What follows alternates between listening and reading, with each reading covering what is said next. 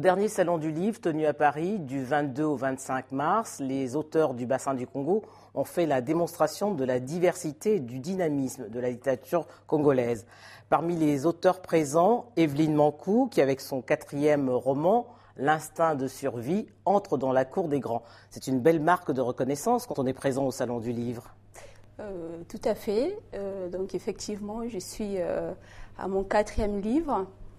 Et donc c'est la première fois que je participe au Salon du Livre de Paris. Et pour moi, c'est un grand honneur. Oui. Alors c'est, comme je disais, vous rentrez enfin dans la cour des grands. Oui. Modestement. Oui. Un stand spécifique pour les écrivains du bassin du Congo, c'est une très belle visibilité pour la littérature congolaise.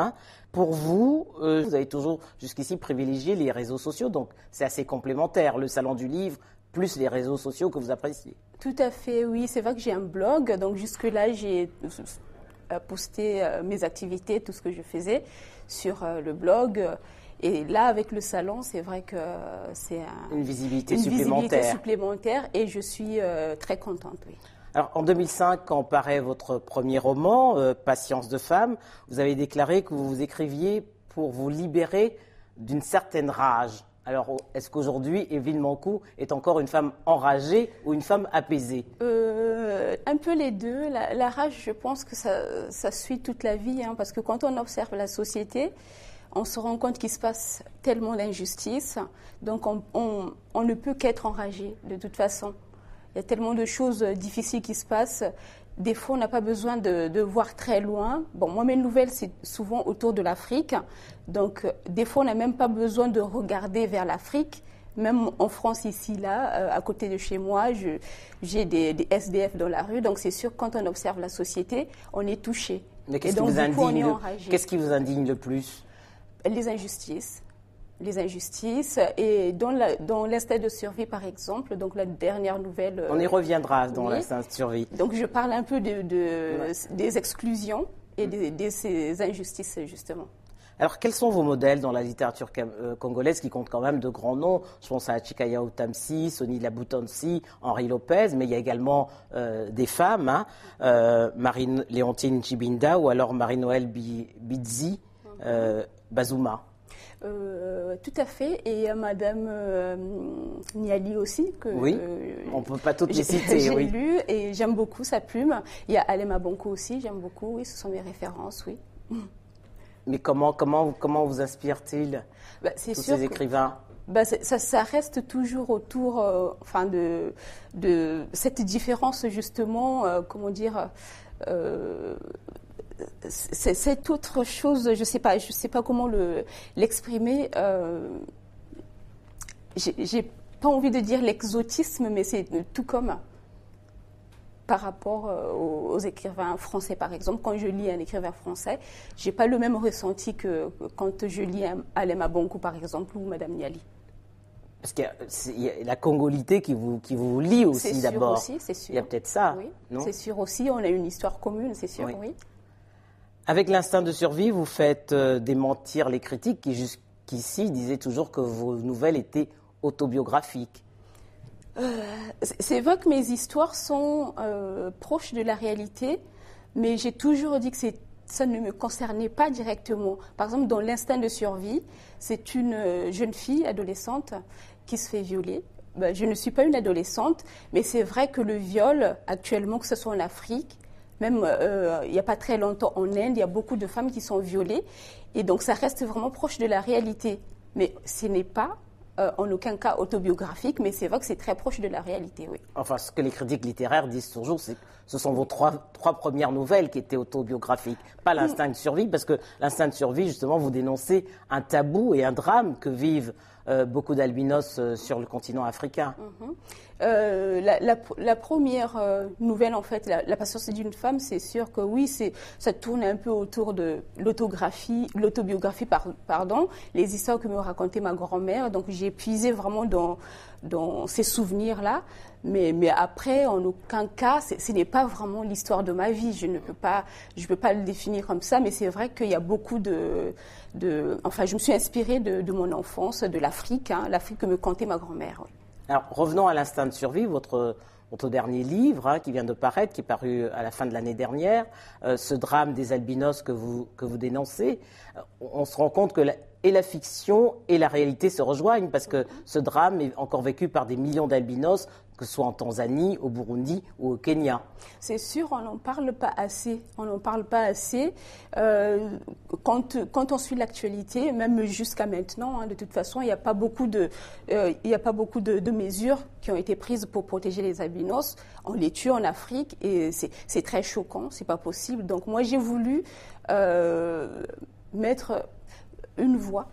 Je ne sais pas si je ne sais pas si ma contribution peut changer quelque chose, mais j'ai vraiment été touchée par cette cause. C'est pas possible au XXIe siècle tuer des albinos parce qu'ils sont différents pour certaines croyances, et donc du coup, j'ai pas pu fermer les yeux.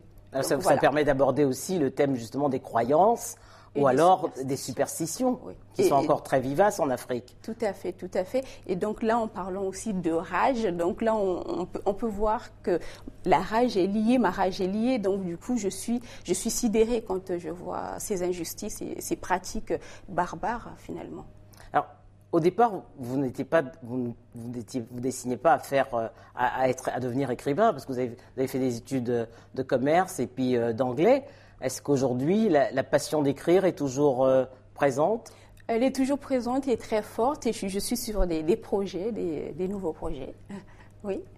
Vous ne regrettez pas d'avoir abandonné le commerce et l'anglais? Tout à fait. Non, pas du tout. Mais par contre, pour l'anglais, c'est une langue. Donc, du coup, je pratique toujours, même si je n'ai pas fait carrière, mais je pratique toujours. Donc, non, tout à fait, je ne regrette rien. Mais vous n'écrivez pas en anglais, vous écrivez en français. Alors, le 20 mars dernier, on a célébré la journée de la francophonie. Quel rapport vous avez avec la langue française? Et vous auriez pu écrire en lingala?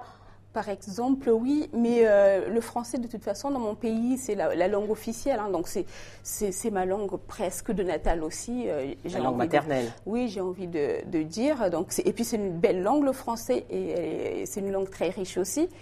Et par contre, je l'ai souligné, pour l'instinct de survie, ça a été traduit en anglais. Par contre, ça a été traduit. Et donc là, peut-être pour les futurs aussi, je vais jongler entre le français et l'anglais. Et pas le lingala, parce que c'est en lingala que votre grand-mère vous racontait ces histoires que vous avez transposées dans vos nouvelles. C'est sûr, mais peut-être que c'est pas évident d'écrire en dialecte finalement. C'est pas évident. Je pense que j'ai pas un vocabulaire assez soutenu. Riche peut-être, mais soutenu, parce que l'écriture et l'expression, l'oral, c'est pas pareil. Moi, j'ai reçu oralement, donc après, je sais pas comment je peux transcrire par écrit ce que j'ai reçu oralement dans le dialecte. Donc, Et pour revenir au français, il y a des choses que vous diriez mieux, vous écririez mieux en français, que vous ne pourriez les écrire ou les dire en lingala?